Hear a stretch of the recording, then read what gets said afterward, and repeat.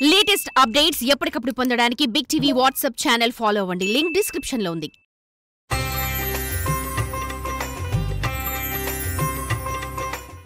ఈరోజు వెలిగించుకోవాల్సినటువంటి దీపం ఆయుధ దీపం.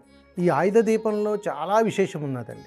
ఎక్కడైనా మనం వ్యాపారం ప్రారంభం చేసినప్పుడు అక్కడ చేసినటువంటి తొలి రోజు శివపార్వతుల అనుగ్రహంతో పాటుగా ఆ విఘ్నేశ్వరుడు అనుగ్రహం కూడా మనకు వస్తుంది. ఇక్కడ కుటుంబ సమేతంగా కుటుంబాన్ని మన వ్యాపార స్థలాన్ని వారి యొక్క అనుగ్రహంతో ముందుకు తీసుకొని వెళ్తూ ఉంటారు. మనం అనుకుంటూ ఉంటాం చాలా సందర్భాల్లో వ్యాపారం ప్రారంభం చేసి అయ్యో నల్లతగా నడుస్తుంది, ఇబ్బందిగా ఉంటుంది, అంత ఆశించిన ధనం రావటం లేదు, వ్యాపారం అభివృద్ధి కావటం లేదని చెప్పి రకరకాల వ్యయ ప్రయాసాలన్నీ చేస్తూ ఉంటాం. కానీ కార్తీక మాసం రానే వచ్చింది సుమా. ఈ కార్తీక మాసంలో సాక్షాత్తు ఆ గణనాథుడు, ఈశ్వరుడు, పార్వతి అమ్మవారు ఈ ముగ్గురి యొక్క అద్భుతమైనటువంటి సంకల్పంతో చేసేటువంటి దీపాన్ని ఆయుధ దీపం అని అంటారు. ఏ వ్యాపారమైనా చేయండి, కార్తీక మాసంలో ఉదయము నదీ పరివాహ స్నానం చేయాలి, సాయంకాలము నదీ పరివాహ స్నానం చేయాలి. ఈ నదిలో స్నానం చేసిన తర్వాత సాయంకాలం పూట చేసుకునేటువంటి ఈ దీపారాధనని ఆయుధ దీపం అని అంటారు. మనం ఏ వ్యాపారానికైతే సంబంధించినటువంటి వ్యాపారం చేస్తున్నామో ఆ వ్యాపారానికి సంబంధించినట్టు ఏదైనా ఒక పనిముట్టు ఉంటుంది, పుస్తకమో పెన్నో దానికి సంబంధించిన ఏదైనా ఒకటి. దానిని నదీ పరివాహ ప్రాంతం దగ్గరకు తీసుకొని వెళ్ళి చేతితో పట్టుకొని ఆ నదీ పరివాహ ప్రాంతంలో కాస్త శుభ్రపరుచుకొని అక్కడ అన్ని అక్షితలు, కుంకుమ, పసుపు, ముగ్గు అన్నిటినీ కూడా వేసి అందంగా సిద్ధం చేసుకొని 2 ప్రమిదలను అక్కడ ఉంచి ఆవు నేతిని వేసి ఒక దీపాన్ని వెలిగించండి.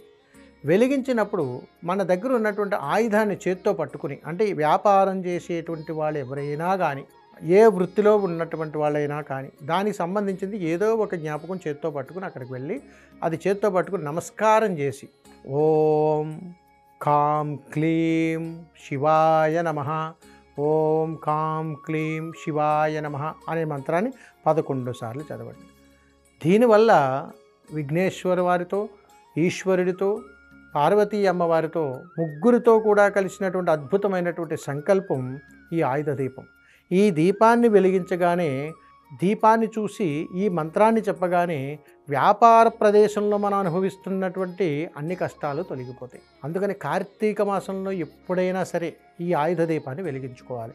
ఒకవేళ ఈ ఆయుధ దీపం నదీ పరివాహ ప్రాంతానికి తీసుకువెళ్ళలేని పనిముట్టై కానీ అయితే మీ వ్యాపార స్థలంలో శుభ్రపరుచుకొని నది నుంచి నీటిని తీసుకుని వచ్చి వ్యాపార స్థలం అంతా కూడా శుద్ధి చేసుకొని వ్యాపార స్థలంలో ఈశాన్య భాగంలో ఈ దీపాన్ని వెలిగించండి. ఇలా చేయటం ద్వారా చక్కటి అనుగ్రహాన్ని పొందుతాం. వ్యాపార స్థలంలో వ్యాపారంలో జరుగుతున్నటువంటి అన్ని సమస్యల నుంచి బయటపడిపోతూ ఉంటాం.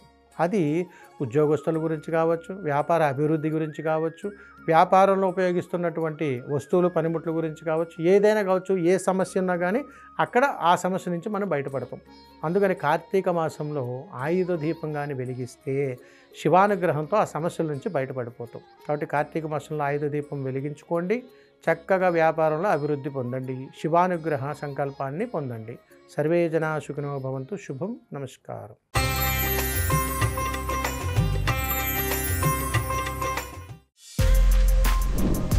For more videos like this, subscribe Big TV channel.